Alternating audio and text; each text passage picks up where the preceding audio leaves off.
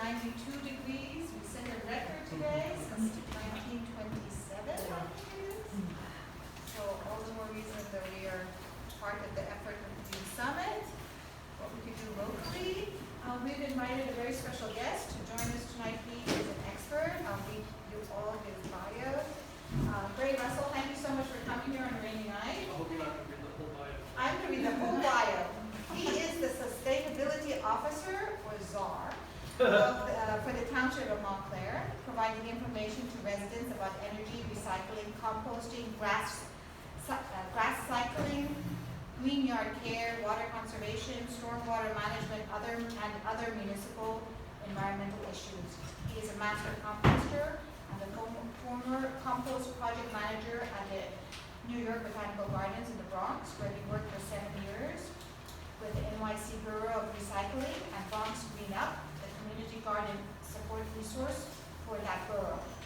Gray has spoken to sources of garden clubs, horticulture institutions, and environmental groups throughout the tri-state area. He's helped thousands of people begin composting over the past 30 years, and has been featured on TV programs including Martha Stewart Living, CBS Live, Regis and Kathy Lee, and Home and Garden Network. Thank you so much for being with us, Ray.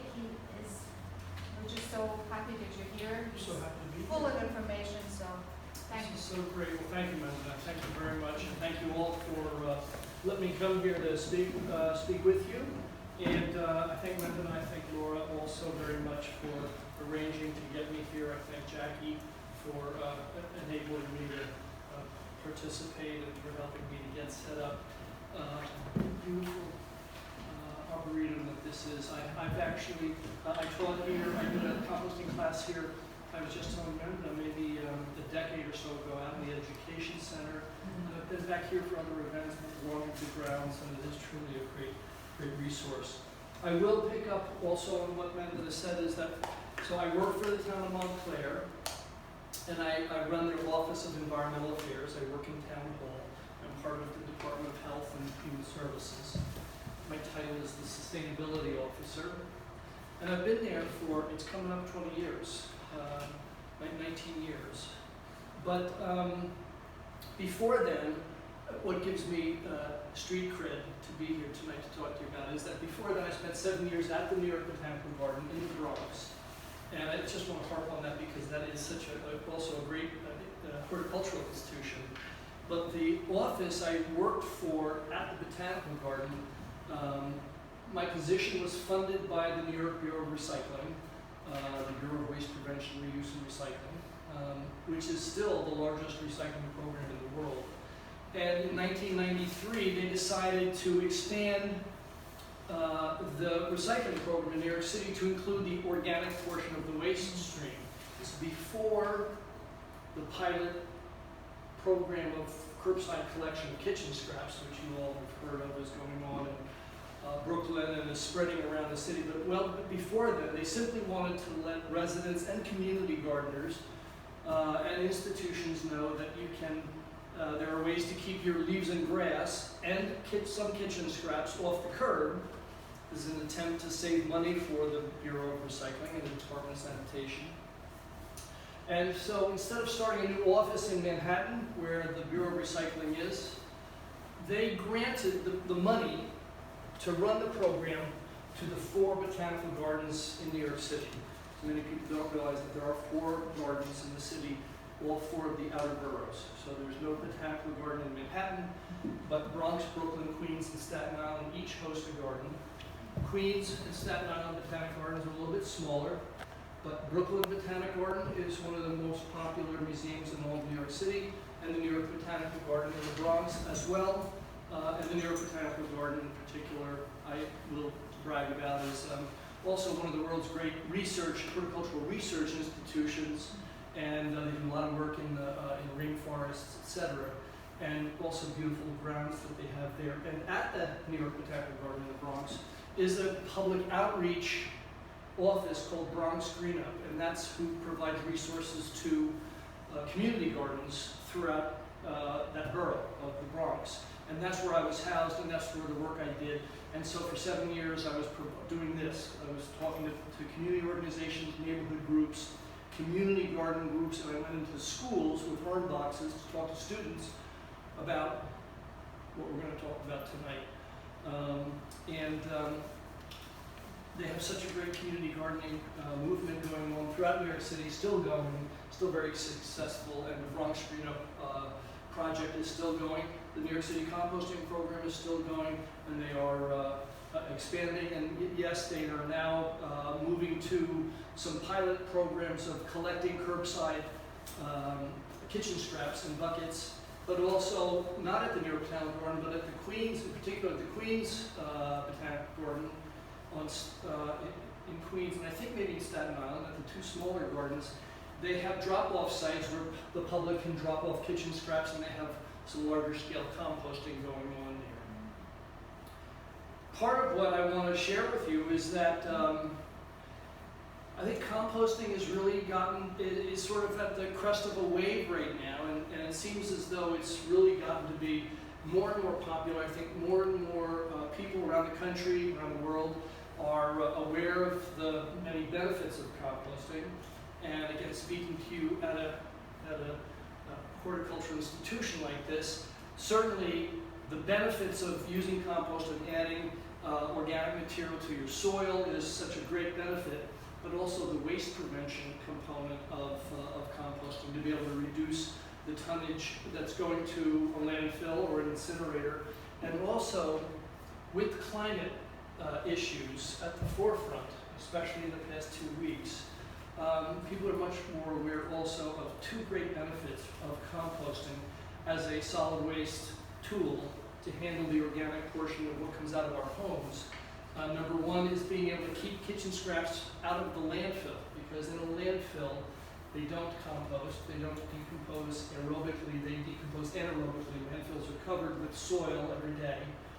And the organic material, basically as it decomposes, it emits methane. It creates methane. And methane from landfills, from the organic decomposition in landfills around the world, is one of the largest contributors to greenhouse gases that are changing the chemistry of our atmosphere.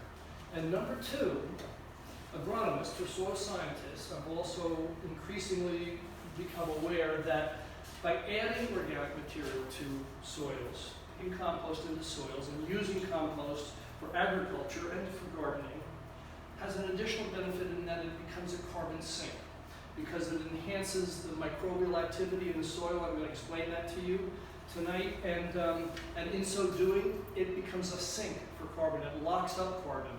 So it's part of what they're calling regenerative agriculture, really a transformation. Certainly you've probably all heard of this idea that agriculture has to change if we're going to address climate, because it is a very emitting aspect of our world. It only affects people who eat, so not maybe not most people. Yeah, both with our current practices of the way that we run agriculture can be altered in a very positive way through some simple changes that are actually saving farmers money and helping to produce better crops and more robust and healthier crops at the same time as locking up carbon in the soil. So two great benefits that come from the agricultural and gardening use of compost, and also keeping the kitchen scraps out of the landfills. So, and finally, I do want to also say that yesterday I attended at the Rutgers Eco Complex in Bordentown, New Jersey's first annual the first annual Organics Waste Summit. So there is a national organization called the U.S. Composting Council. They provide resources to landscape companies, to growers, to farmers, but also to county and state and municipal employees who are promoting agricultural extension and information. And in New Jersey, they've formed a New Jersey Composting Council just 2 years ago. And so yesterday was their very first annual summit. And the deputy chair of the New Jersey Department of Environmental Protection was there. The bureau chief at the DEP for recycling was there. They both spoke and did presentations. And a couple of composting companies did presentations. Some anaerobic digestion companies were there, and I'll explain what that is. So it was actually really filled with information. But again, I want for perspective for you to see that, again, we seem to be kind of out of place, and you're right in the right place at the right time for us to be sharing information about composting because I think it is at a place where it's really spreading quickly. It's the idea of the 100th monkey. You've maybe heard the idea that a bunch of monkeys figure out a technology for peeling bananas, and more do it, and 50 of them do it, and 60 and 70 and 80. And the 99th monkey is doing this new idea that another rest, and eventually the 100th monkey does it. And that is like the spillover that means that all monkeys all of a sudden start doing this, and they start all peeling the bananas the same new, better way. And maybe that's where we are with composting, and then we'll capture the banana peels and we'll put them in the compost. Okay, so I'm going to talk to you tonight about what I call the who, what, where, why, when of composting. Like a reporter does, wants to investigate and get down to it, so we'll talk about what it is and what it is not, and why we do it, and who can do it, and when you should start doing it, and where you should do it. And then we'll do a little bit of, not the hands-on, but the how-to, which I call the 5 essentials of composting. It's pretty easy to remember. And I want to leave some time for questions. You can ask questions as we go, but you can also hold your ideas if you think that you're ruminating and I might get to answer it, and save it for the end, and I'll answer it then. So jump in when you want to, but we're going to have some time for questions and answers. Okay, any questions before we start? I will tell you, when I speak to community groups, I often start by saying, how many of you are gardeners? So I will, I'll ask, are any of you gardeners in this room? Okay, a couple, few, yeah, okay, so we're at half, or a little bit over half.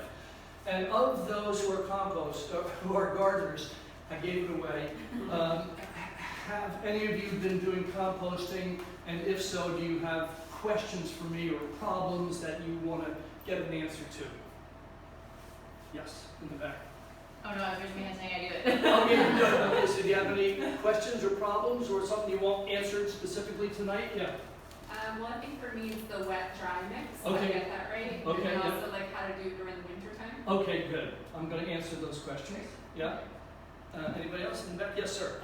Should you be concerned about all the pesticides from the fruit scraps and vegetable scraps that go into the compost? Okay, we will definitely discuss that. And maybe on grass clippings even, although probably if you're composting, you maybe not applying pesticides, but you might want to drag your neighbor's grass clippings over and you might be nervous that he's applied pesticides. So yes, we will definitely discuss that.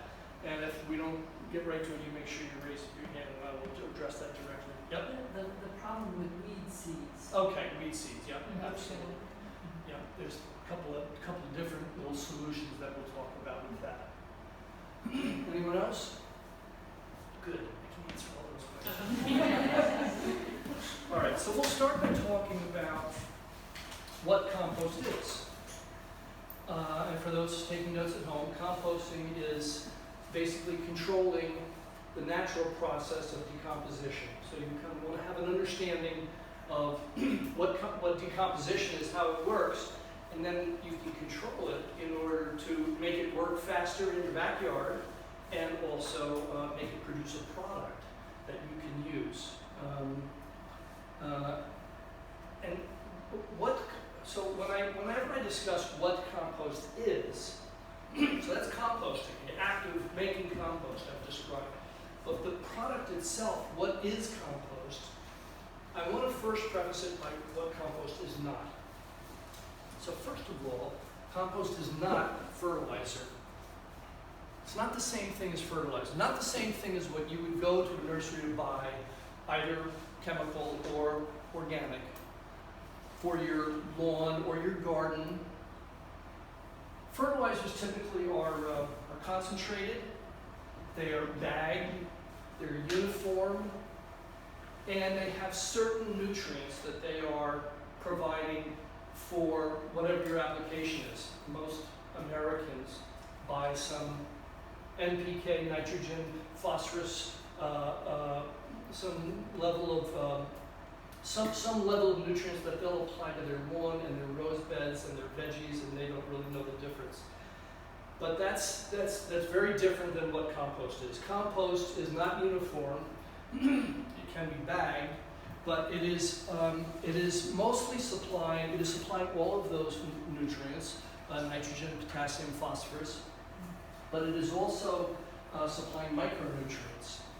But its main benefit is not the nutrients that it's supplying, it is its water holding capability and its impact on changing the structure, improving the structure, the tilth of the soil, and enabling that soil to be manipulated better, to be able to garden it better or farm it better, but also, as I say, to hold moisture.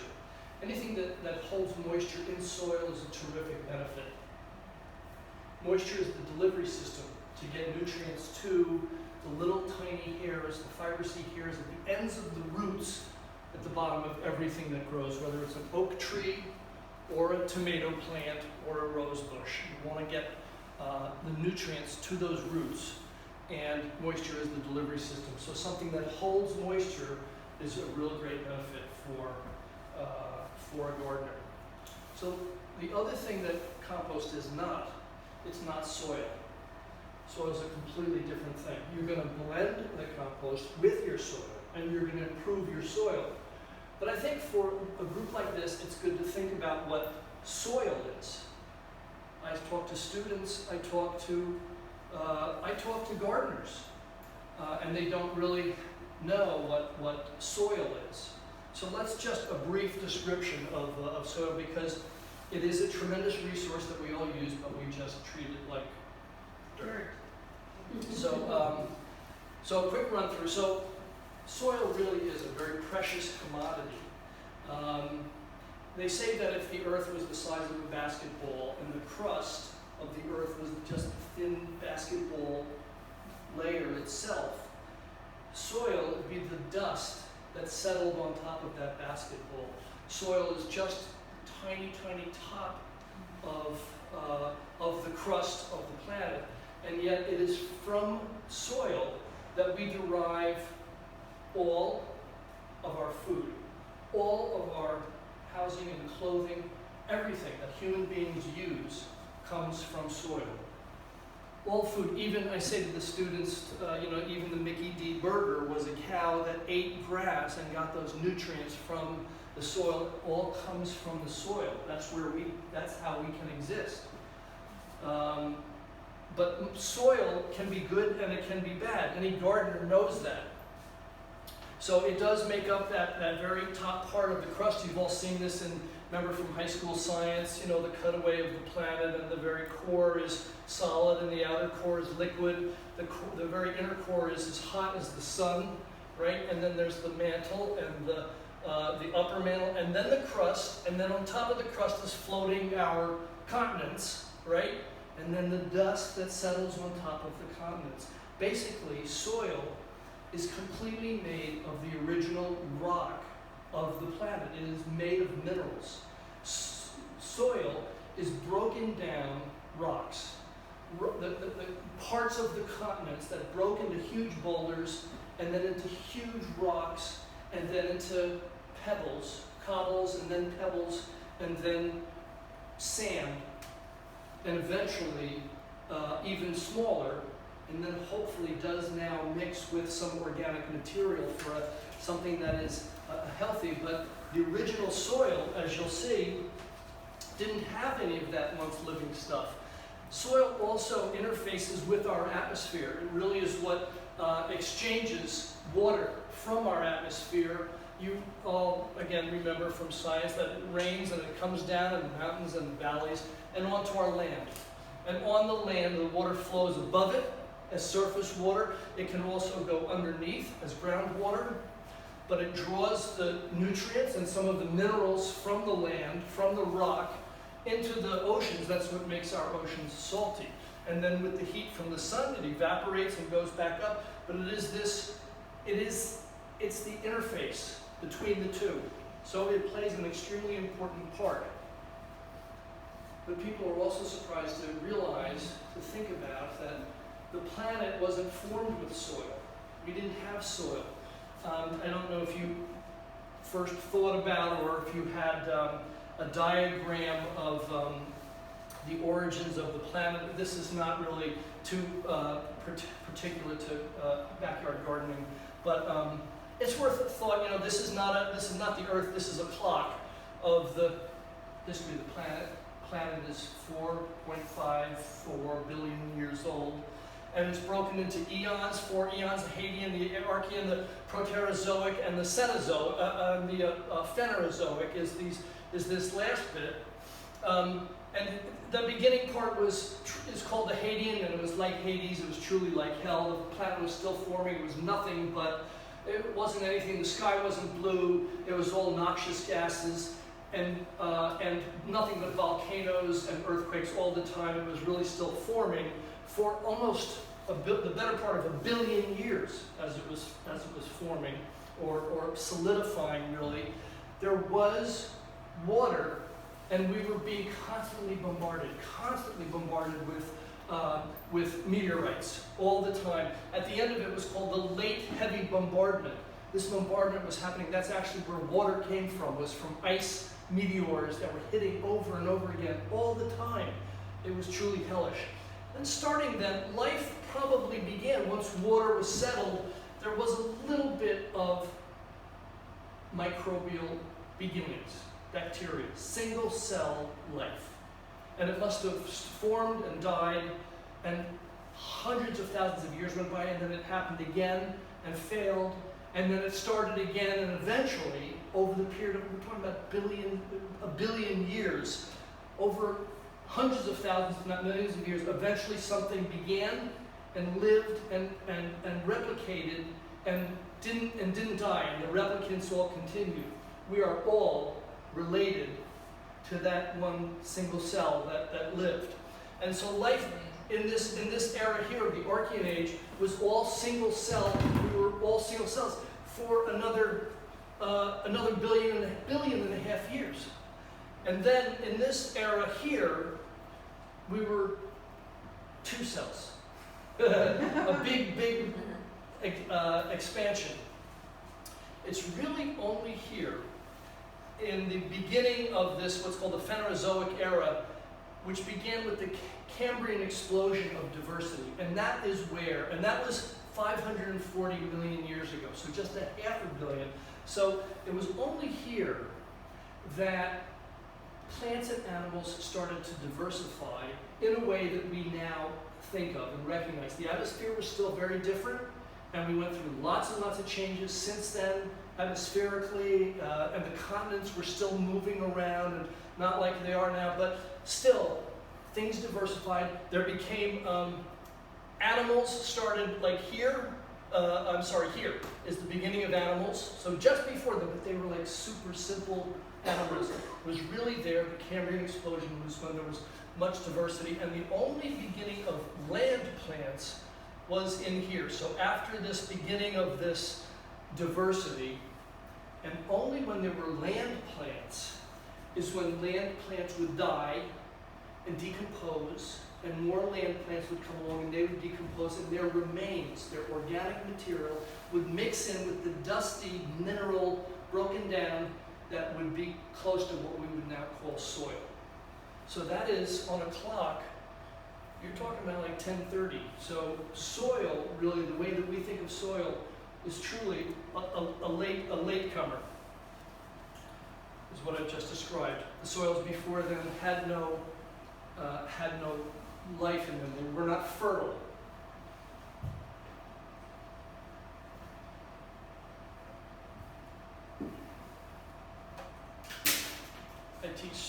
I go to classrooms as well, and the students relate to that.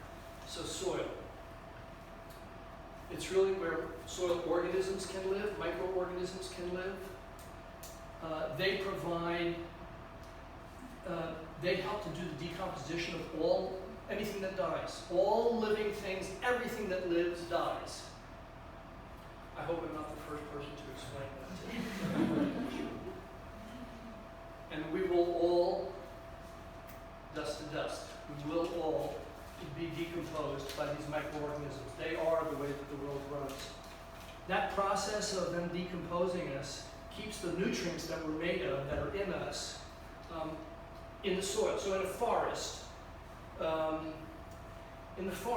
all of the trees and the leaves and everything that falls to the forest floor is consumed by these microbes and returned, the organic matter and the nutrients in that leaf or the limb or the squirrel or the bird or the lions and tigers and bears all goes back into the forest floor and provides the fertility in enabling the forest to regenerate and grow another forest. And if that didn't happen, if we were all given rakes and asked to pull all the leaves out, not in a year, but in 10 years, the forest would die.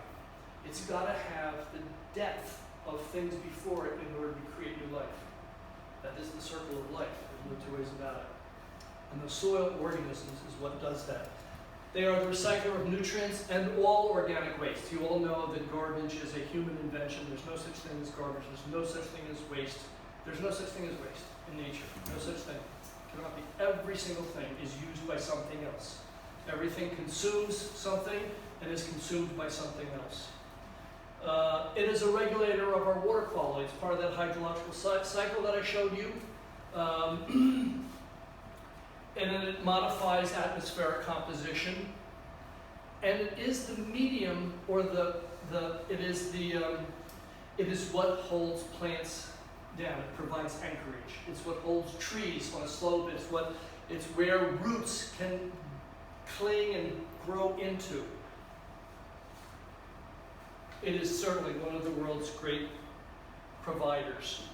And the life anagram of healthy soil, topsoil, there can be as many microorganisms in a gram of soil as there are people on the planet. You know how many people on the planet? 8. What's that? 8 billion. We're getting there. We're like 7.5. Yep. There'll be 11 by 2050 or 2070. Okay, so one key thing, and that's why I'm going through the soil, because that's going to explain why compost is so important, is plant roots need oxygen.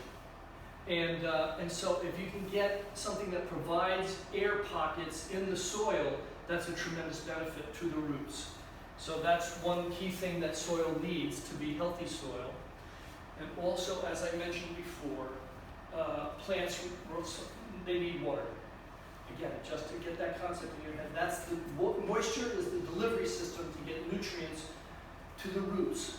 There's actually these little hair fibers at the ends of the roots, and that's delivered to them by moisture. And so anything that holds water in soil is a tremendous benefit.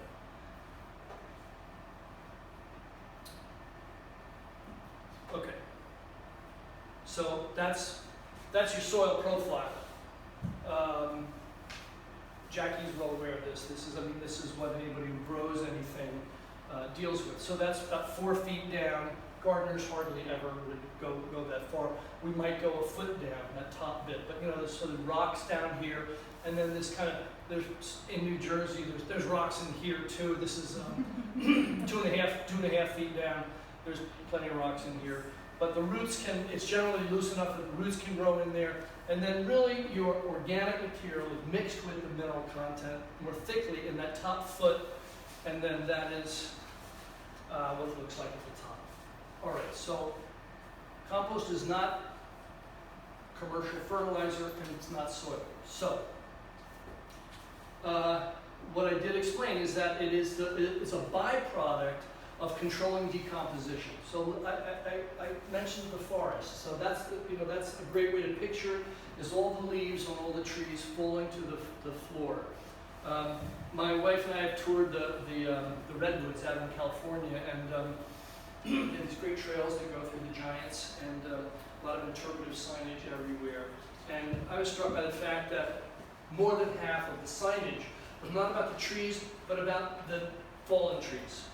Because when the trees go down, some of them are 1,000 years old there in California. It's incredible.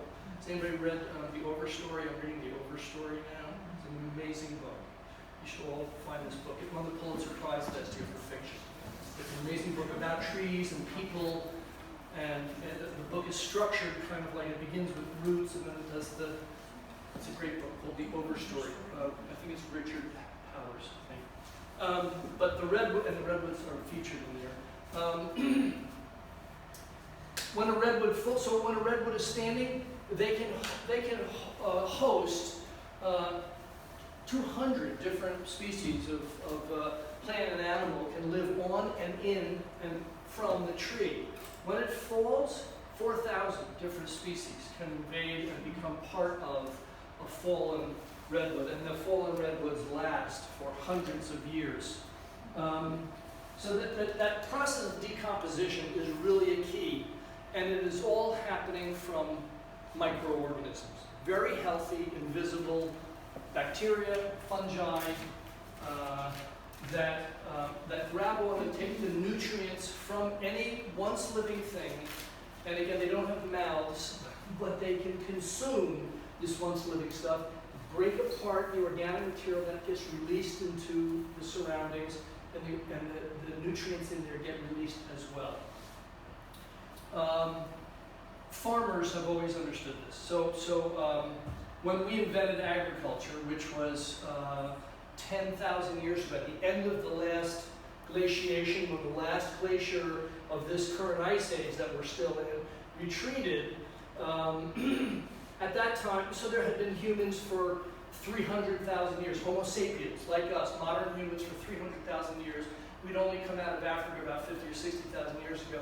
But by 10,000 years ago, we'd lived through 2 ice ages, glaciation and then the interglacial period in between, and another one came, and the one that just finished 10,000 years ago. And at that time, somebody realized that the little magic beads, those little magic pellets that the shaman had been saving, and they realized, and again, it must have taken generation after generation of trial and failure, and it seemed that when they put them in the ground, that it would grow that same food again, and it was amazed until finally somebody got the idea that we don't have to wander around hunting and gathering stuff to eat. We can stay in the same place. We've got the shaman, he's got those magic beads. And you put them in the ground, I don't know why, but they come back. They can take several months or 6 months, but they come back again. We can stay here. That's the beginning of agriculture, and from the beginning, we realized that the part of the plant that you can't eat, and we must have tried to eat every single part of every single plant that we grew, but the part that was no good, and the waste from that plant and from us, we realized that where that was deposited, stuff seemed to grow there more readily than the rest of the savannas that we were living on. We were cave people before that. And we all know that the women must have said, you cannot go where we sleep. You have to go outside. Take it out there and put it someplace. And men, we knew whose job it was to carry it out and pile it up someplace. And the dead plants as well would go into a heap. And dead bodies maybe.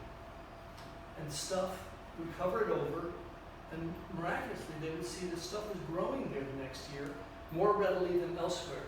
So again, once we started agriculture, we soon realized you don't take the part of the plant that you don't eat, that you can't use, and you don't throw it away. You definitely don't wrap it in plastic and pay somebody to come to your curb and drive it over. That's definitely not what you did. So we were able to use that. All farmers have done that. The founding fathers of this nation all were farmers. Both George Washington and Thomas Jefferson had large compost facilities at Mount Vernon and Monticello. They're both displays now. You can tour those displays. Eventually, in the 1940s, a British soil scientist and agronomist named Sir Albert Howard was touring in India. in a region called Indore. I think that's how you say it. And he realized there that the farmers, they had a system where they would pile up moist, nitrogen-rich stuff, like manures, with dry, carbon-rich stuff, like hay and chaff. And they would make these kind of compact piles. And a light went off in his head, and he thought, that's very compact. And it's like a system. It's like they're like doing it in a very simple way. That could be done in anybody's garden, as the British call your backyard. The garden, so it could be done in the backyard. And he brought that idea, what he called the Indore method of composting, or composting, as the British say, back to England, and it soon spread in the 1950s to the United States, and that was the beginning of the organic gardening movement. Rodale picked up on that, published books about composting, and it's taken off from there. Although here we are 70 years later, and we're still trying to make it more widespread. But that is the kind of the advent of it. And you don't have to be an organic gardener to compost. All gardeners now are composting. But you can't be an organic gardener without composting. The idea of taking the wasted part from your garden and keeping it in the garden and reusing it in your garden to grow new stuff, that is a central component of organic gardening. So again, all gardens, like at the New York Botanical Garden, they were anything but organic. That was not organic. They are a world-class showcase garden. They did whatever they could to be perfect, had to be perfect, and when stuff was beginning to go one day, the very next day or over the weekend, all the gardeners were in there pulling stuff out, putting the new stuff in, and had to be perfect on Monday. It was whatever they had to do. But those gardeners there, they all would say to me how much composting, they loved using the compost, but also it enhanced their enjoyment of gardening itself. It made them feel better. Gardening is very extractive. We're taking from our backyards, from our gardens. We do the planting, we put seeds in, we may add water or fertilizer, but it's mostly taking, is what we're trying to do is get stuff from there. Our tomatoes, we're trying to get our tomatoes out. Composting enables us to provide some regeneration and some refertilization of the land itself. So it really has a feel-good component to it. They say compost is good for the soil and good for the soul at the same time. So that's kind of the why. So we've discussed what it is and why you do it. Just make sure that it's in your brain. The reason that you want to compost is because it holds moisture in the soil, and it also does provide nutrients to the soil. It also sucks up carbon. That's not a direct benefit for you as a gardener, but it is certainly increasingly become a great benefit for agriculture and for gardens. Any questions about that? Okay, that's the what and the why. So who should compost? You should compost. The thing about, just like what Sir Albert Howard said, is that you don't have to be a gardener. Anybody can and should be doing compost if they have a backyard. If you live in an apartment building, maybe your landlord might enable you to put up a compost bin in the corner, and you could get several of your residents to help with kitchen scraps, and you would save leaves and make compost there. It's so simple and easy. Kids love it, it's interesting to them, and again, it's got a real feel-good component to it. People who don't have access to a backyard can do vermicomposting with worms. It's kind of a different topic, but you can process just kitchen scraps. You're not doing grass clippings or leaves there, just kitchen scraps. Get special worms, and they can live in a container that's flat. These are not earthworms like we have in our gardens here in North America, which dig way down. Earthworms go 7 to 10 feet down. That's how they go below the frost line in the wintertime. They come up, and an earthworm is a gardener's best friend. Earthworms will take a bite of a leaf, and they'll go all the way down and dig a little tunnel, and they bring minerals up to the top. And when they do that, they're allowing air and moisture to be able to get into the soil. That's a terrific thing. They wouldn't be happy in a little shallow bin, but what are called manure worms, or red wigglers is a nicer name. Red wigglers. They are a little red, and they wiggle, and kids love them. They're special worms, Encinetophetida, they're what they're called. And a big handful of squirming worms is about 800 to 1,000 worms in there. For $20 or $25, you can buy them. And they will eat just kitchen scraps. No animal stuff, like in your backyard, that's what we're going to talk about. But they will eat your vegetable and fruit stuff. And they're transform it also into a compost. So the microbes are in there, and the microbes are helping, but the worms are the kings of the jungle, and they're also doing this decomposition. Basically, in your bin after 3 weeks or so, you pull everything over to the side, because you'll have seen compost get started. Compost is not like manure. It's not like it's got an odor. Like humans and cows, and we have enzymes in our stomach that transform the food, and our poop stinks. Worms, it's not like that. It's simply sand in their gullet that is chewing it up and putting it out. It's perfectly sanitary and clean. So it works in a classroom or in a home. You put everything over to one side, and you're using newspaper strips as bedding and as a carbon source. You put fresh newspaper strips in the empty side and fresh kitchen scraps, and in about 4 days they'll all migrate over there, and you're left with your black gold that you can then use in your house plants or on your balcony or wherever you want to use it. So worm composting. So basically anybody can do composting if they want to. So that's the who. The when is when. When do you think that you should start composting? Any guesses? Exactly. And I say that to every group I talk to. Yeah, today's a great time to start composting. But the fall is the most common time. I run a backyard composting program for the town of Montclair. I sell discounted bins. I sold 4 compost bins today. So once the leaves start changing, people start thinking, oh my God, we're about to be inundated again. We all forget from year to year in the suburbs what's about to happen, but all of us in our towns, if you think about it, we are about to be inundated for the next 6 weeks with lots and lots of leaves falling down. So yeah, the interest in composting starts now, and it is a great time to begin composting. So you're going to hear me say it. You're going to save your leaves. Okay, so the what, the why, the who, the when, and the where. Where do you compost? So in a backyard, let's say you have access to a backyard. How many have access to a backyard? Okay. Is there anybody who's an apartment dweller who has no backyard? Okay, so we're in the suburbs, so that's my target audience. Yeah. So in the backyard, you're going to make a heap. But in a backyard, part of my job in Montclair is to run a uniform program that is neat and clean, and everybody's kind of doing it the same way, the way that you're being trained.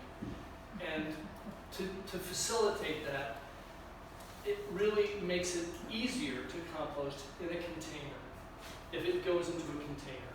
And generically, any container that holds the organic material, which primarily in the suburbs is leaves and kitchen scraps and grass clippings and prunings and trimmings, we're going to go through that. It's called a bin. There's all sorts of different types of compost bins, and I brought you all a flyer, some in different colored paper, but they have these diagrams on them. You know, compost bins typically in the suburb would be about this high, waist high, about a few feet wide, a couple of feet deep, like that. That's a good size to hold stuff in your backyard. If you have a really big backyard, if you live at Reed Street Arboretum, you might want a couple of bins. You don't get a big bin, don't get a much bigger bin. That's called a haystack. You don't want to do that. But you would get a couple of these smaller bins is really the way to go with that. Because that size lends itself to getting a good culture of bacteria going in there. It's easy to handle, and basically that. It's easy to handle. And you would put your bin. So so you can make a bin. You can make it out of chicken wire. You can make it. I made my last bin out of a deck that I took apart. I didn't destroy the deck. I built a new deck. I had somebody build it for me. I don't build. But I deconstructed it with him. I said, I don't want it smashed. I want to save it. And I used those boards. I hired a different guy to build a bin for me, and we used those boards. So it can be made from, you can use cement logs. You can use anything. Again, chicken wire is good. Or you can buy a commercially available bin at Home Depot or your hardware store. So there's many, many different varieties. And the advantage of a commercially made one is it's already made, you stack it together. They're lightweight, they're durable. The one I use in Montclair is called the Earth Machine. It's the most commonly sold home compost bin in North America. It's used all over the country and all over Canada. Not because it's the best one, it's very good, but because it stacks well. It's cylindrical, and you can fit 20 on a pallet, so it ships very cheaply. So municipalities and counties can buy them in bulk, like I do, and sell them either, you can subsidize them. I don't subsidize them, my council doesn't want to do that. I sell them at cost. So these bins sell for $105 at Home Depot. Bloomfield, I sell them for $57 what I buy them for. So the taxpayer's not paying anything, but the resident who comes to me is getting it for about half price. So it's a really great deal. I've sold 1,000 bins in the past 12 years in Montclair. So that's about a 12 or 15% saturation rate of single and two-family homes in my town. So that's really pretty good. And so you might put it in the corner of your backyard. You might put it next to your garden, because theoretically stuff from your garden might want to go in there, and the product from the bin might want to go into your garden. You might want it to be not too far from your back door, because don't think about September or October, think about January and February, and you may not want to traipse all the way to the far corner of your property. You may not want to keep it right next to your house. You may not want it next to your garbage cans. In the Bronx, they they generally would be your garbage cans, your recycling cans, and a compost can. You could do it that way. But those are your options. So that's the where of where it's going to go. And finally, now we'll talk about the how-to. So I want to simply explain that compost, when you're composting, when you're making compost, that product compost is actually two gardening products. One is called humus, and one is called mulch. So I want to show you my compost. I want to brag on my compost. Look at this stuff, huh? It is beautiful stuff. Black, moist, sweet smelling, smells like a forest. I'll bring it around. You can touch it. You know, farmers use compost to wipe off their hands, to wipe the dirt off their hands, to wipe the soil off their hands. This was all leaves, grass clippings, and all my kitchen scraps. This is maybe, some of it is actually a year old. Some of it is just 3 months old, and everything in between.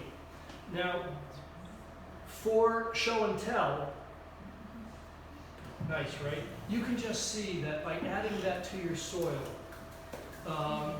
you're going to make that soil lighter, more crumbly. Look at that, get a shot of that, huh? This is the good thing, man. Okay? Jackie, I want you to see this. I'm coming. Okay. Nice. See, no odors, right? No stink in any way. There's nothing moldy or funky or. What do you think, Jackie? All right. So there's. I have to explain that. So for show and tell, I screened my compost. I don't screen it to use it, but I screen it to show it off. Because, again, I've said that there's two products that it makes. Humus is this final, fully decomposed product that doesn't have any non-decomposed stuff in it, that you would put that right into your soil. You would dig it into your soil. Actually, in the fall, after your garden has gone to bed, when you put your garden to bed from the summer, this is the time that you would dig compost into the soil to prepare the soil for spring planting. You can also apply it in the spring, is another good time to do it. You don't generally add humus in the summertime, and you're not doing much gardening middle of winter. But the fall is a great time to add this completely finished product to your soil. I have so part of my bin that I had was a frame like this one here. This is called a wooden wire bin. It's basically planks of wood with what's called hardware mesh in between. And this one, it's ×4. They have hinges on one corner, so you just have 4 square. It allows a lot of air in. And mine has, if you can picture it, divided here. And these panels pull out, and I can hold those panels, and I use that to screen the compost that still had some twigs and leaves and banana peels in them. And what came through is this final product, which again is humus. Humus is the amendment that you put right into the soil. What didn't go through was this. Looks like sticks, and that's primarily what it is. But there's a couple of unfinished leaves. There's some rooty material. There were some acorns and pine cones like this. There's a rock. There's a little crawly bug that came out. I'm sure he came out of here. He's on his own. So this is mulch. So mulch is a different benefit.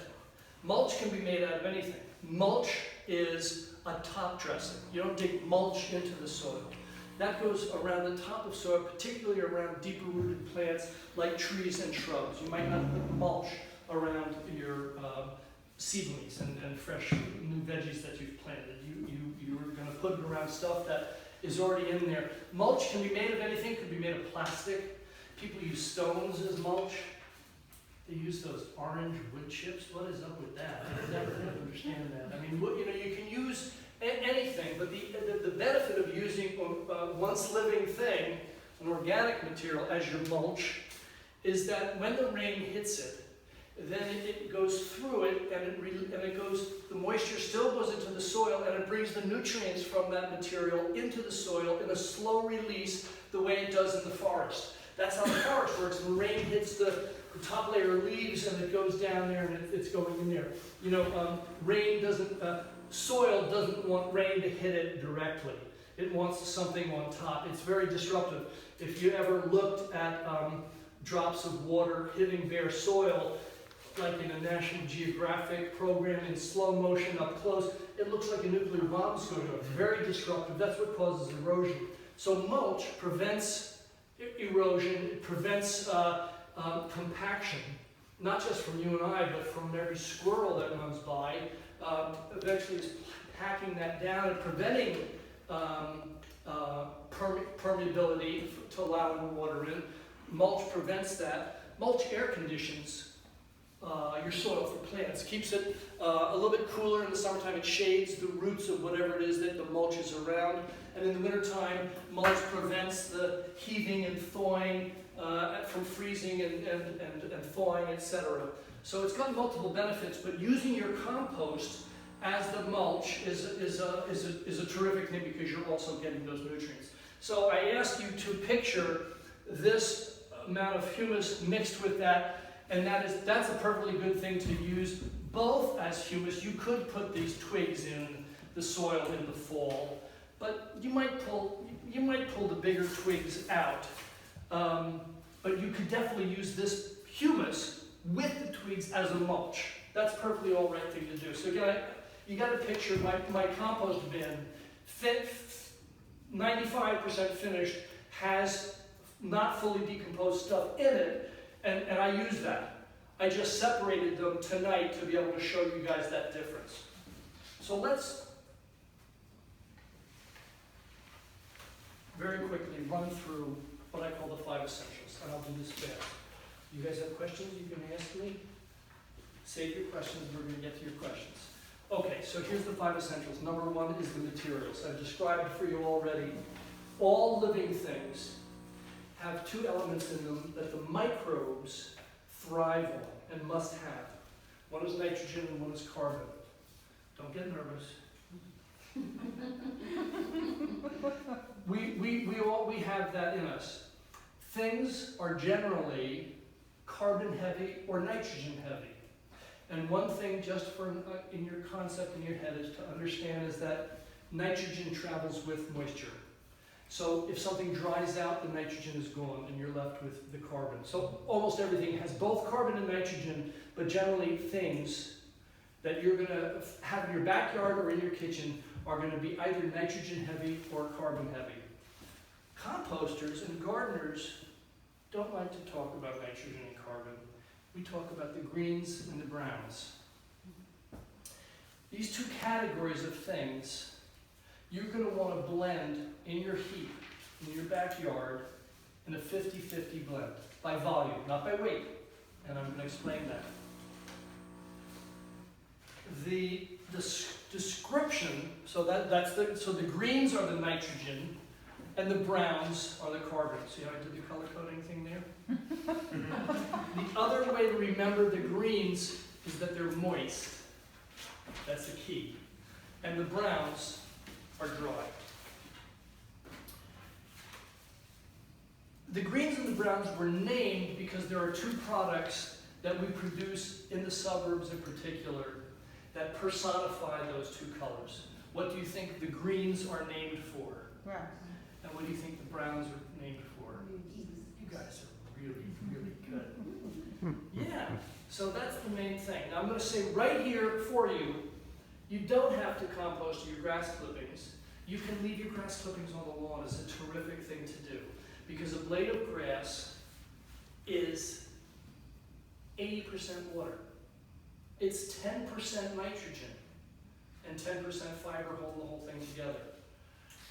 Instead of mowing your lawn and wrapping it in plastic and paying your gardener, landscaper, or the town to take it away, and then going out and watering your lawn with your sprinkler and buying fertilizer to add nitrogen to your lawn, by leaving your grass clippings on your lawn, you're adding the moisture and the nitrogen that your lawn needs. Not fully all the nitrogen your lawn might need, but most. Aren't Yes. grass clippings though, don't they become brown if you leave them out there? That's a good point. If you mowed your lawn and then you collected them in the collector, and then laid that on your driveway, that afternoon they would literally lose their green luster and they would become a brown. They would have lost their nitrogen. But on your lawn, no, because if you're mowing properly, and that is another key to it. So you use what's called the 1/3 rule. So your lawn, you like it to be about like that, and your lawn should be longer maybe than you're normally used to. Mowing like this is like a golf course putting green. That's totally unnatural.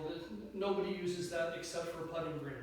You know, all fairways on a golf course are all, the lawn is much longer. That's just for sport. That's not a good look even, and it's really, the blade of grass doesn't like that. So your blade of grass likes to be about like that. So through the week it's grown up to be like that. You want to clip off that top third, and that clipping then is going to fall amongst all of the other blades of grass, and it won't dry out that fast. It will be actually consumed and make the moisture available to the microbes that are underneath waiting for you to drop those grass clippings.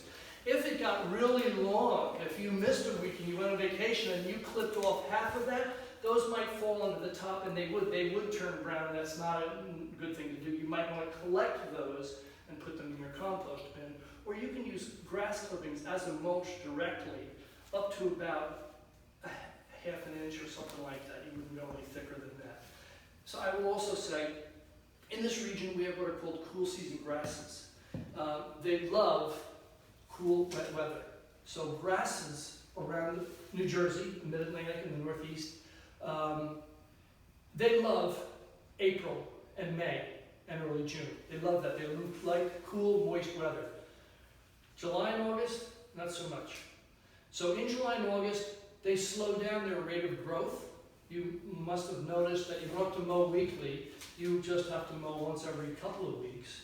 They lose your lawns. Even a healthy lawn loses its bright green luster and becomes more brownish. That is not dying. That is good. I mean, it is going dormant for the summer. If your lawn is perfectly bright and green all summer long, adding too much water and too much fertilizer, that's just abnormal.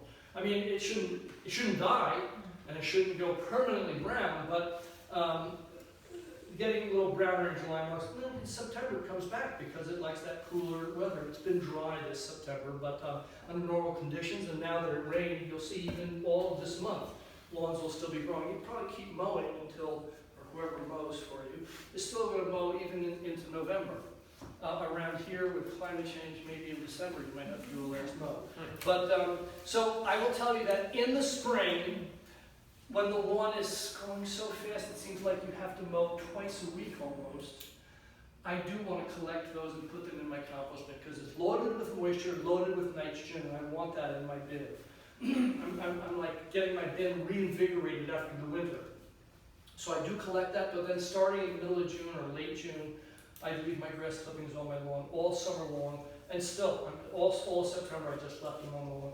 Maybe later this month, if we get some good growth for a last spurt, I might start to collect a little bit and put it in there. But basically, leaving your grass clippings on the lawn, that's what I recommend for people to do. But grass clippings can go into a compost bin. So that's how the two categories of the greens and the browns got their name. And in addition to grass clippings and leaves, the other materials that, so another description of those two categories is the greens. The moist stuff decomposes fast. And brown stuff goes more slowly, takes a longer amount of time. So if you pile up a pile of leaves, fall leaves, it'll sit there, it'll slowly decompose, but basically next to you, you'll still have leaves on the top of that pile. It's very, very slow. Whereas Jackie mowed her lawn, and that collection of grass clippings, that afternoon, if you stuck your hand in there, you'd feel a little warmth. You might burn your fingertips because it gets very, very hot because the microbes are attacking the nitrogen and trying to decompose it so fast that it creates heat. Again, the greens are kind of your accelerator and the browns are kind of like your brakes in a compost pile. You're trying to blend 50-50. Other greens would include prunings from your garden, if you're deadheading, some weeds, and your kitchen scraps. I'm going to address the weeds, but I want to do the kitchen scraps first. Other browns, you've got wood chips, twigs are brown, sawdust, but you got to be careful about what your sawdust comes from. You wouldn't want to use sawdust from painted wood or wood that has any kind of a preservative on it. Straw and hay, we don't generate much of that in Essex County. It's basically leaves. That's your thing, is leaves. You want to save your leaves because, again, we're about to be inundated and you're going to have plenty of leaves this fall to do your composting. January and February, you may stop for a bit, but then you really need them starting in the spring and then all throughout June, July, August, September. That's when you need leaves. You've got to save your leaves in the fall. In a corner, they don't go in your compost bin to store. You have to bag them, or you can get chicken wire to hold them in a corner next to your compost bin, and that's your pantry for your kitchen. Then you're going to add leaves to make batches of compost in your compost bin. Is that good? That's important. That's important. All right. So yeah, go ahead. Some leaves, I read it's not recommended to use like Norway maple, like some. Maple's fine, but yeah. So oak leaves can take longer to decompose. It's a thicker leaf. It's got like almost a skin on it. It's harder, but it's gonna decompose. There's no leaves that won't decompose. Okay. Everything decomposes. If it didn't decompose in an oak forest, the floor of the forest would be getting higher and higher, and that doesn't happen. But that it is worth considering that some leaves take longer to decompose than others. That's generally not a problem because generally, even in a backyard, you've got a diversity of trees that you're adding leaves, and again, those are being mixed with some grass clippings maybe and kitchen scraps. But people also mow their leaves. So you're talking about in the fall when the leaves are coming down and they cover the lawn, at least once in that season, you might consider mowing the leaves. And actually, some of them you could leave on the lawn for the winter. That's a perfectly fine thing to do. But you could collect those, and the grass clippings and the mowed mulched leaves they're going to decompose really quick then. You don't have to mulch your leaves for them to decompose. I have a question. So the leaves are the ones that are falling off the trees, not like I pruned a bush and those are leaves. Right, when you prune a bush, those green leaves, those are greens still. Yes, so when we're talking about leaves, we're really talking about autumn leaves. Okay, so your kitchen scraps. I think you know we're not talking about animal products, right? At least in the suburbs. So large scale, yes, that can happen.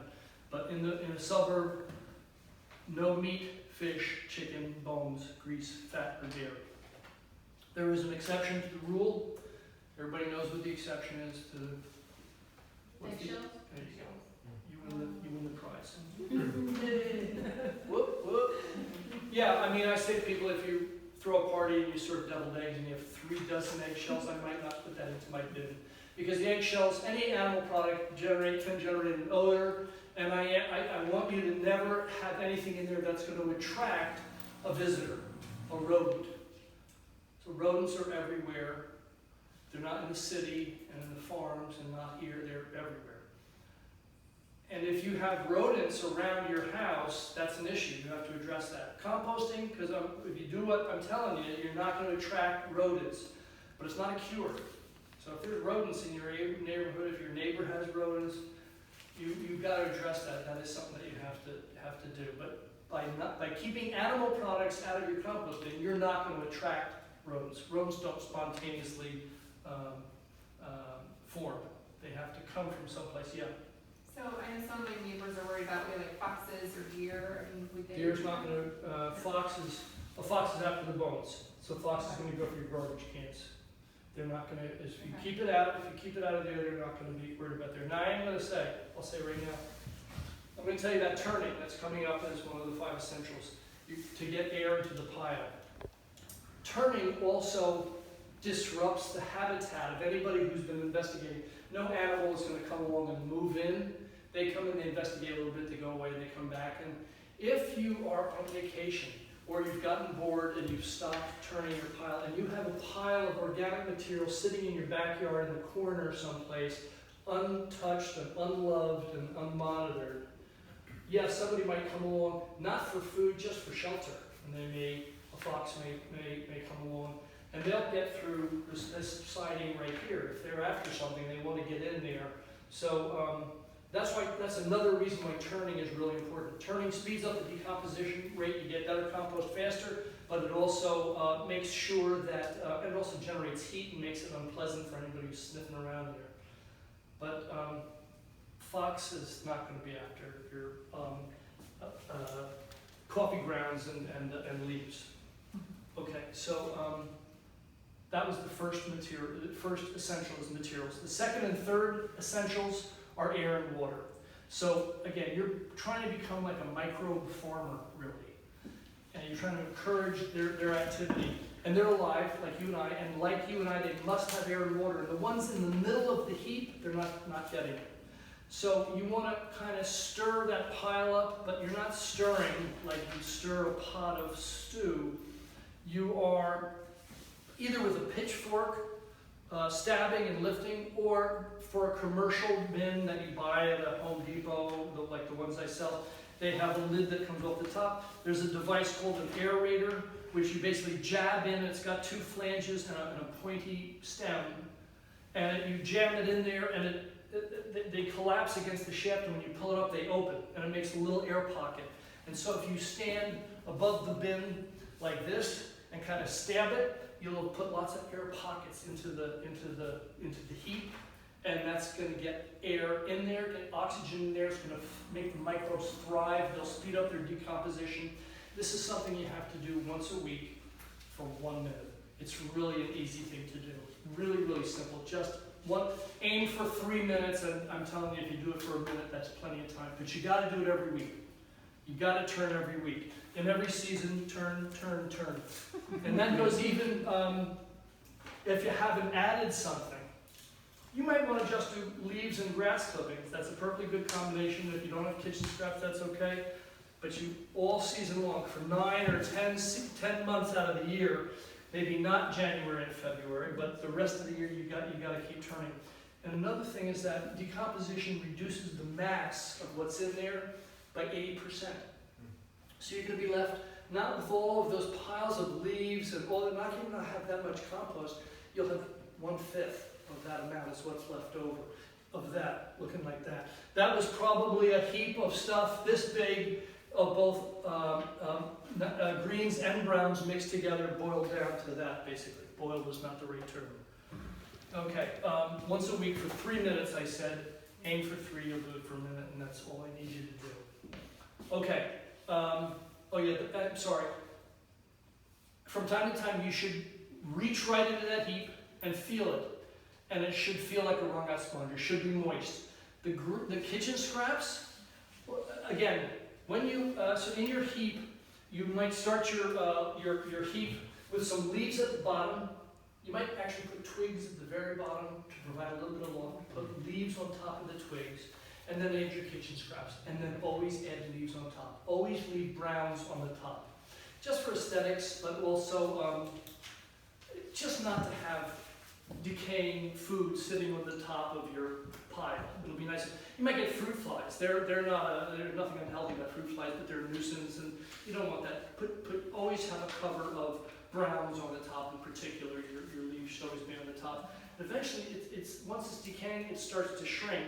And you should, from time to time, reach in there. Once it's blended and cooking and starting to work, and it should be moist. But if it's dripping wet, you've got too much greens. You don't want to have too much greens because it will get too much water and it will go anaerobic. It will lose its oxygen and then it can stink. That gives composting the bad name. People always ask about odors. That would only happen if you were doing it all wrong and you were, basically if you were trying to make compost out of just kitchen scraps. You've got to have the leaves, the carbon source, the bulking agent in there, and you're going to get out of trouble. If that ever happened, if it was like really got hot and moist and it was too wet and it was getting odorific, ammoniated smell, the solution is you add more browns, get the leaves in there and turn it. If on the other hand your heap has just been sitting there, you've been putting your kitchen scraps in, but it's just you and your partner and there's not a whole lot and it seems to not be doing much, save it up so that you're putting more greens. The ratio is really maybe more than 50% greens. And turning is almost always part of a solution to making better compost. Like that, okay? The fourth is surface area, and that's simple. That the more something is chopped up, the faster it decomposes. You've gotten everything that you really need. That's quite all right. That's quite all right. Yep. We're wrapping up, folks. I will be done in 4 minutes. So the more something's chopped up, somebody asked about the leaves on the lawn, and yes, if you mow your leaf, it is going to break down faster. The more the edge is exposed, the faster a microbe can get in there. That's why when we cut ourselves, we put a Band-Aid to try to suture it, to keep it closed. When something's open, it allows more microbes to get in there. A leaf may take X amount of time to decompose. If it's chopped in half, it's not half X, it's like logarithmic. It's like 1/10 the amount of time. So if something's chopped up, it's going to go fast. So your tomato vine at the end of the season, you don't have to dice it up. But if you could wound it with a garden shears or a machete, something like that, a little bit, as you put it in there, it'll be gone. Your kitchen scraps, you don't have to dice them up. But I always talk about corn on the cob. So it's one of New Jersey's great summer foods. When you bring home a dozen ears of corn for a barbecue you're going to do that weekend, you have a shopping bag filled with a dozen ears of corn. Think about how much of that biomass we're going to consume and what we're not going to consume. All of the husks and all of the cobs have to be disposed of. It's not what we eat. We just eat those kernels. You could probably put the dozen ears of kernels and maybe 2 cups would fit in there. But all the rest of that is perfect in your compost bin, especially the husks. Especially that grainy, yellowy, hairy stuff. I love that. That goes really fast. But the cobs will take a little bit of time, so I snapped mine in half. You know, at a barbecue, actually the family's sitting around, we're all eating, and everybody's eating their tomato salad and their corn, and they're chewing, oh, it's so good, the fresh Jersey corn. They put it down, and then I say to them, Okay, we're gonna compost those. Can you just snap those in half? Ew, I'm not gonna touch that. That's garbage. We're funny. I snapped mine twice. The more something's chopped up, the faster it's decomposed. The cob could go in there, but the cob might remain until next spring, let's say. That's not a problem, but if you snap it once or twice, it's going to go really, really fast. And the same with a leaf, same with anything. You don't have to get fitsy about it, but the more something's broken up, the faster it decomposes. And finally, volume. How big are we talking about? I've given it away already. We've talked about the heap. Basically, you're aiming for 3 feet by 3 feet by 3 feet. We call that a cubic yard, and that's what you're really looking for. Okay, you guys have it. You've got the 5 essentials. You've got the who, what, where, why, when. The materials are the greens and the browns. I think you all have a good concept of that. The air, turn, turn, turn. Water, like a wrung out sponge, right? Surface area, keep it chopped up. And finally, how big? Cubic yard, okay? And that is going to help you do what you need to do in your backyard or your school garden or your community garden. Yep. What's the proportion, I didn't hear, of green to brown? 50-50. By volume, not by weight, because the greens are heavy, they're water, and the browns are dry and they're very light. By volume. So you bring out, you might have a little bucket on your kitchen counter of your kitchen scraps, and a couple or a few times in the summer, maybe a few times a week, you're going to bring that out to the bin, and you're going to empty that in there. Or the corn cobs, let's say. So I've got a bunch of corn cobs and the husks. I'll grab I have my leaf pile right, my leaf corral, I call it right there. I'll grab that amount and I'll put that on top of it.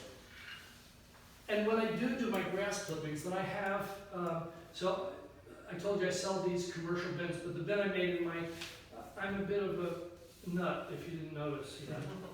So I have a 3-bin system in my backyard. And I do use the earth machine for the final product. That's the commercial bin.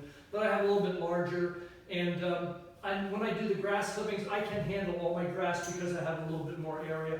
And I'm adding a lot of leaves then. I use a lot of leaves in the spring because I'm adding a lot of grass clippings. My pile is hot. That's one last thing I didn't mention is that the microbial activity, if you have a really good blend of greens in there with the browns, the microbes will work furiously. And literally there are billions, literally billions and billions of them, and their friction will create heat. So in the early spring or late fall, you are going to see steam coming from a healthy working compost pile. That's a good thing. That's a good thing. And finally, before the questions, the last thing I'll say is, in January and February, if it's a deep freeze, I've said to you I want lots of greens in there, lots of moisture in there, and if it's really, really in the teens for several days, it's going to go rock solid. And there's just nothing. You can't get in there. You can't turn it. You'd end up putting your kitchen scraps on top. It's going to sit on the snow or on the ice. It's going to just sit there. So you may consider not composting and throwing your kitchen scraps away. What I do, I have a shed in my backyard. And when I cleared out my basement a few years ago, like 5 or 10 years ago, there was an old cooler, a busted old cooler. And I realized I could take the little, so I have a little bucket in my kitchen that my wife and I put the kitchen scraps in, but I line it with a used plastic bag. And I try not to bring the plastic bags home, but they appear. But I reuse them religiously, and then I dispose of them properly, so I'm not contributing to ocean pollution. But I realized then that I could take that plastic bag and I put it in the cooler, inside the cooler with a cover, in the shed. It's frozen in 45 minutes. It never emits anything. Nobody's ever interested in it. And it basically is in a freezer for January and February until the first thaw in March. I go out there and I take like 6 or 7 bags of kitchen scraps and I dump them all in there. And I have to it's still icy in that bin, but I do a good turn and like that. So in January and February, you may want to not compost, and that's up to you. So just that's all I want to say. Any other, yeah? Coffee grounds, Yeah. is there ever too much? Or No. Is it? What are they? Is the only thing That's a good question. They're right in between. They're sort of a brown and a green. The thing about coffee grounds is they replicate perfectly what you're trying to get to. They're granular, black, and moist. I will tell you, so again, I don't have any rodents, but my backyard backs onto a commercial parking lot in Upper Montclair, and all the stores and restaurants are there. So there's rodents, I see them in there. I've learned that coffee grounds are also a great deterrent. So I pour them on top. Instead of blending it in and covering with leaves, I leave that on top because no one ever seems to ever want to do that. And they will decompose. They're great because they're moist. So they're great. You could hardly, I knew a guy who collected from Starbucks, and he went nutty, actually. And he used to tell me that he was driving his wife crazy, and I said, it's grounds for divorce. Get it? Grounds for divorce. I don't think you could have too many, but you want to have leaves in with it, plenty of leaves, and some other nitrogen source. But the coffee grounds work really well with it. You could make good compost just with coffee grounds and leaves. Sir? So over what period of time are you building this 3x3x3? Yeah, that's a good question. So the point of the 3x3x3 is that when I fill up the first one, instead of waiting it to continue decomposing, and then I have an issue. Like if you have just one bin, you have an issue. If you've filled it up, if you're generating so much kitchen scraps, or if you want to do your grass clippings, you might get to a place where it's filled. And you've got it, if you're still turning once a week, it's going to be shrinking, but it's taking you a while. The advantage of a multi-bin system is that I can then go to my second bin. And actually what I would do is take the stuff in that first bin and I would turn it into the second bin, and then I have an empty bin to start all over again. Then I start with leaves and the kitchen scraps. And I still turn the middle bin I still turn that once a week as well. I'm just not adding to it anymore. So it's starting to shrink. This one is starting to grow. And then let's say another 6 weeks, while this one's filling, this one has started to shrink. By the time this first bin is filled again, I take that middle bin, I turn it once again to the third bin, I take the first bin, I put it in the middle bin, I have a first bin to start all over again. The total process is maybe 2 to 3 months. Again, January and February is going to disrupt the decomposition process a little bit, but the rest of the year, I'd say 8 to 10 weeks, you're going to have finished compost that looks black. That's your key. Compost is black, soil is brown, at least in this part of the world, but that you'll have finished compost in, I'd say, 8 to 10 weeks. Yeah. How big is your leaf corral? My leaf corral is, from her to me, about this high.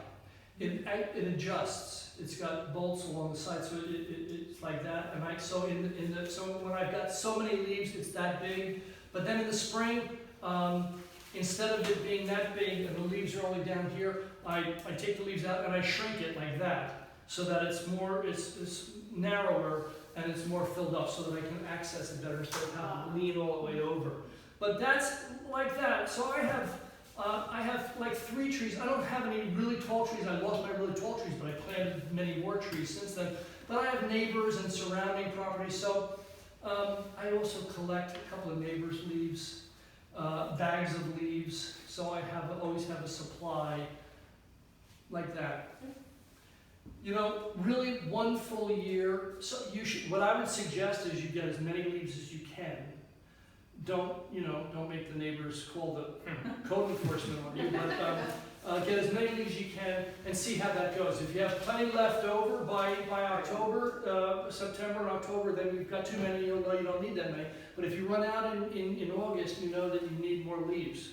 And so that's kind of how I do it, yeah. The town gives away wood chips, mulch, and soil at the recycling center. Okay. I've been using mulch all summer long because I didn't have any leaves. Yep, around plants, around plants, shrubs. as the ground to the compost. Is that okay, or Say again?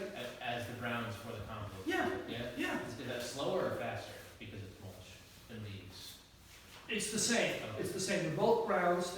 They both make a great blend. The only thing I'm worried about with the municipality, in Montclair, they don't give away the wood chips because the trees they take down are either diseased or they might have a pest. You know, we have a terrific emerald ash borer problem with ash trees, and there's this other, you know what it is, Jackie? There's another one, there's another tree pest that's out just this summer. goes for all trees. So I'm worried that your town might be taking trees down, not just because they're old and declining, but they might have a disease or a pest, and you wouldn't want to share that or allow that to live on in your compost pile. So That's the only thing. But as far as it being a carbon source, wood chips is perfectly good, and it's just as it is the slower of the decomposers compared to the greens that you're going to be adding. But to go back to his question from the beginning about the pesticides that other people Yeah, might be putting on the leaves and good. such, because I don't know if I can get this stuff from the town because of that. Yeah, so that's a good point. I'm not so much worried about leaves. You're generally not applying pesticides to trees, but so in your town, is it West Orange? It's Maplewood. Maplewood, but so that's just leaves and brush, right? They don't do grass clippings. They do. I don't think so. In Summit they do. In Summit they do? You're sure of that? They separate the grass. They separate them? Yeah. Because it's really hard to get permitted by the state DEP for nitrogenous sources. That's why there's no large composting facilities. Grass clippings has odor issues in the processing, and it's tough to do that. So there's not many towns that do composting, but the ones that do, it's almost always leaves and brush that they do. Well, my question originally was more about like, if there's pesticides Right. on banana peels Right. or on like pineapple peels, Okay. and that goes into your compost, Good, that's what okay. you should worry about. So that's one. So with your kitchen scraps, I got to tell you, I'm not so worried. So unless you're buying, unless you're buying an organic banana, it's true. Bananas do have pesticides. They get these big spiders down in South America, and they spray and they drench them in these pesticides. I do buy organic bananas just for that reason. And many things will have some residues. I'm really not that worried about the residues on the kitchen scraps being mixed with my leaves and my grass, which is completely organic, in my backyard, then being completely consumed and decomposed by microbes, probably going through a freeze and a thaw and like that. Those residues, agronomists see that soils amended with compost reduce the bioavailability of heavy metals and other volatile organic compounds and hydrocarbons, including pesticides, to the plant that it's growing. So making compost from stuff with residues. Now, grass clippings, if you applied pesticides to your grass clippings and that week you mowed the lawn and put them all directly, that's a little different. So, I mean, taking your neighbor's grass clippings, you might want to ask them, do you use pesticides, and if so, when?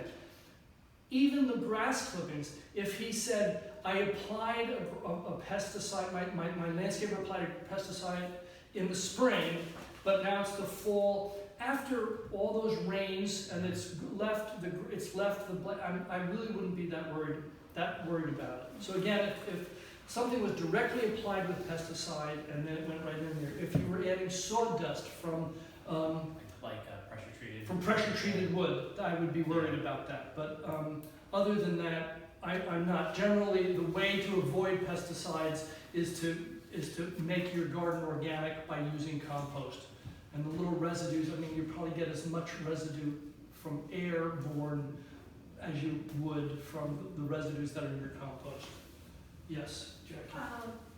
You spoke about your system when you have 3 bins. Yeah. So as it gets ready. Yeah. But what if you just have 1 bin? Yeah.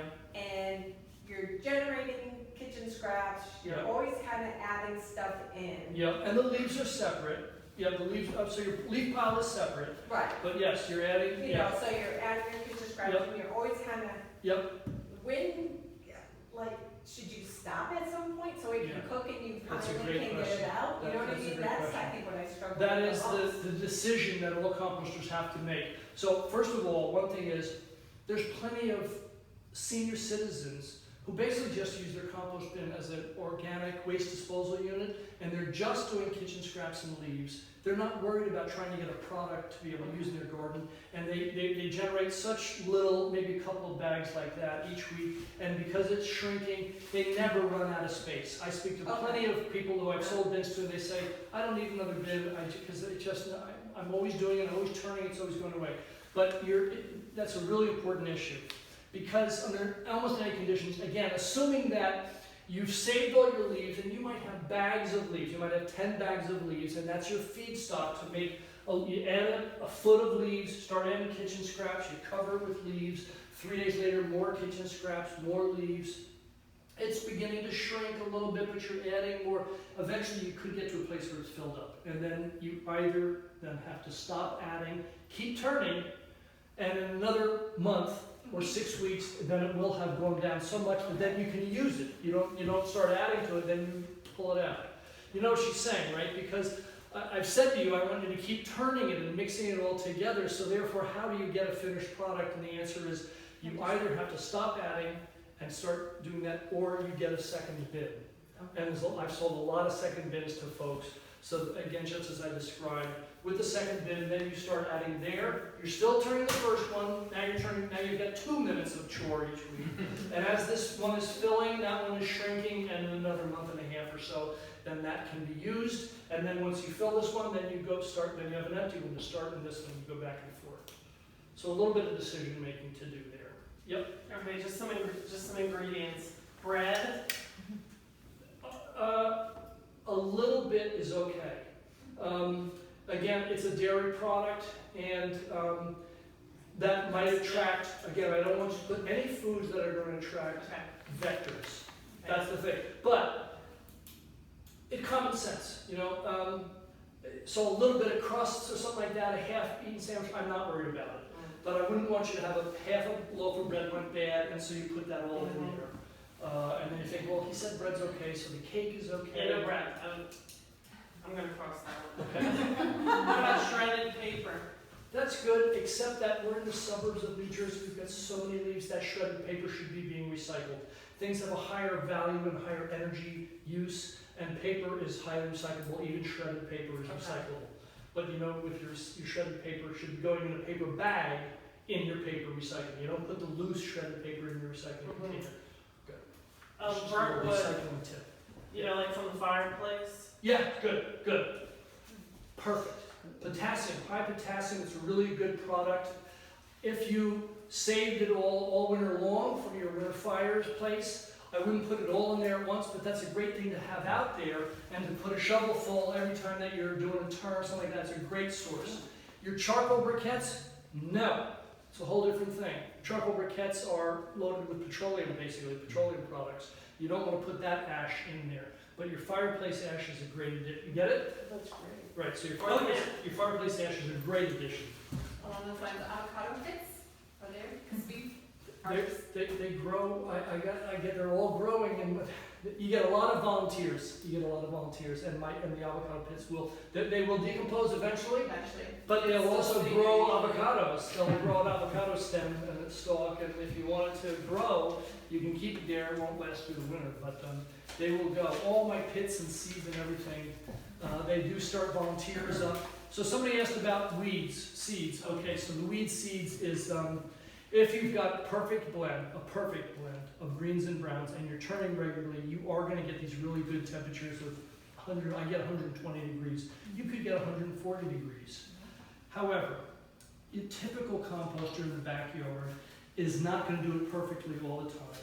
And so it is possible that, so when you pull weeds, I wouldn't put dandelions when they've gone to seed, and I wouldn't put those in there. So if I'm mowing my lawn and I pull up some weeds as I'm mowing, I'm not worried about that. But if I spend an afternoon weeding and I generated half a garbage can full of weeds, I wouldn't put them all in there at the same time. However, also keep in mind that by mending your soil, you're making the soil so crumbly and easy to manipulate that weeding you're no longer digging and pulling. Basically, you can just pull it out.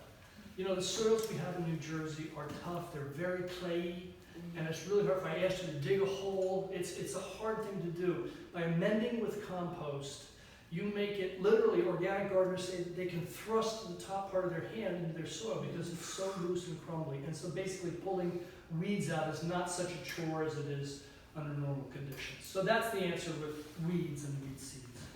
Anybody else? Okay, Jackie. Sorry. It's okay. What's your take on tumblers? Yeah, so tumblers have advantages and disadvantages. The disadvantage right off the bat is that they're a little more visible, they're higher up. tumbler is generally a bin that is a cylinder with an axle running through it. It's raised up on legs. And the idea of the cylinder is, of the tumbler, is that you can put the organic material in there, the leaving kitchen scraps in there, and instead of you having to turn it with a pitchfork or with the turn that I'm telling you about, you can stand upright and turn it and it will tumble. One issue is that it's hard to turn the tumbler. If you've got a big cylinder and it's loaded with greens and browns, you can't just stand there. That's part of what I have against it, is that they always show a senior citizen standing next to it and says, I made compost in 2 weeks, and there is no making compost in 2 weeks. And you basically have to kind of grab it. That's okay. They're a little bit harder to open the doors and spill that stuff out.